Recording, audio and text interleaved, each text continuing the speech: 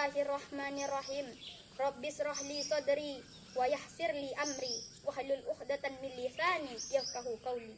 Assalamualaikum warahmatullahi wabarakatuh. Alhamdulillah. Alhamdulillahillazi unzila fihil Qur'an hudan linnas wa bayyinatim minal huda wal furqan. Amma ba'du. Dewan Hakim yang arif lagi bijaksana, bersyukur kita kepada Allah Subhanahu wa taala dengan mengucapkan hamdalah alhamdulillahirabbil alamin.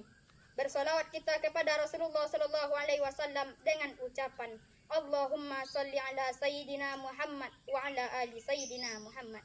Assalamu alayka ya Rasulullah, assalamu alayka ya Habibullah.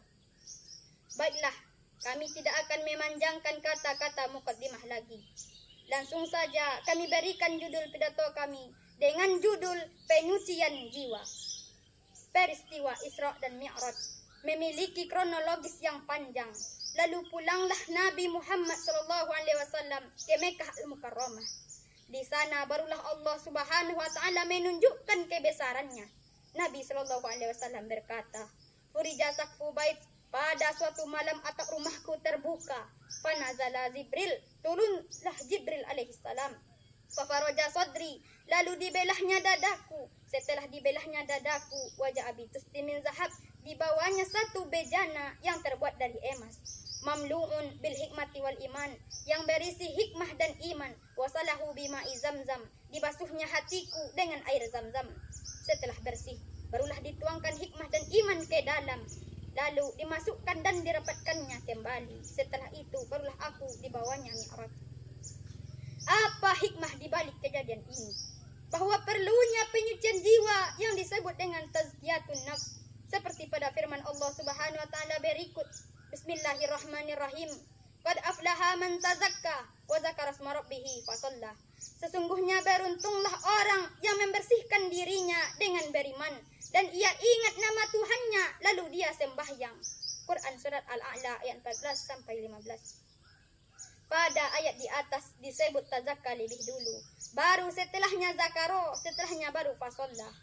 Berdasarkan ayat ini, salat diurutkan ke nomor 3. Sucikan dulu, setelah suci barulah mengingat, kemudian barulah salat. Yang disucikan adalah zahir, tapi penyucian yang dimaksud Nabi SAW di sini adalah tasfiyatul qulub, membersihkan hati dari penyakit-penyakit hati. Kita selalu menyebut hati nurani, hati sanubari. Lalu apa bedanya hati nurani dengan hati sanubari? Sanubari diambil dari kata sonubar yang artinya buah kaktus. Mengapa buah kaktus di Mesir dan Maroko? Kalau kita naik kereta api melewati gurun pasir, maka di kiri dan di kanan jalan banyak penjual kaktus. Hati disebut sanubari karena ukurannya sebesar buah kaktus, atau kalau di Indonesia seperti jantung pisang. Lalu mengapa disebut hati nurani? Nurani diambil dari kata nur, cahaya. Jadi ada yang zahir dan ada yang batin. Yang zahir itu disebut sanubari, yang batin itu disebut nurani. Secara fisik, hati setiap orang adalah sama. Lalu di mana iman itu berada? Ini adalah makna yang disimbolkan oleh Allah Subhanahu wa taala.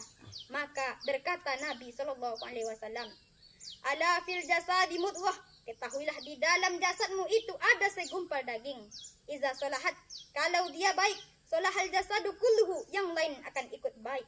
Wa iza fasadat, kalau dia rusak, fasadal jasadu kulluhu, yang lain akan ikut rusak. Ala wahyal qalbu, ia adalah hati. Dewan Hakim yang arif lagi bijaksana. Di dalam jasadmu itu ada segumpal daging. Kalau dia baik, yang lain akan ikut baik. Kalau dia rusak, yang lain akan ikut rusak. Ia adalah hati. Jadi, setelah hati Nabi SAW dibersihkan, barulah diisi dengan hikmah dan iman, kemudian menjalankan Mi'raj. Itulah kenapa banyak para ulama tasawuf lebih fokus pada masalah hati.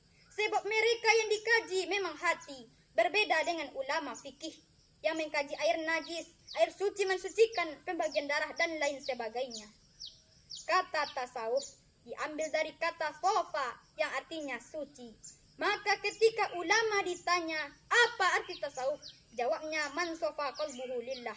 Orang yang suci, bersih hatinya karena Allah Subhanahu wa ta'ala.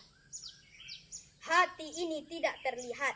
Hati ini bisa ditutupi dengan baju koko, dengan peci, dengan menunduk. Itulah yang dinamakan pencitraan. Tapi harus diingat, sampai masanya nanti yaumatublas sarair. Pada hari itu, segala rahasia akan ditunjukkan. Jadi, yang kita bawa menghadap Allah Subhanahu wa ta'ala itu adalah hati yang bersih. Demikianlah pidato yang dapat kami sampaikan. Akhirul kalam. Assalamualaikum warahmatullahi wabarakatuh. Puan.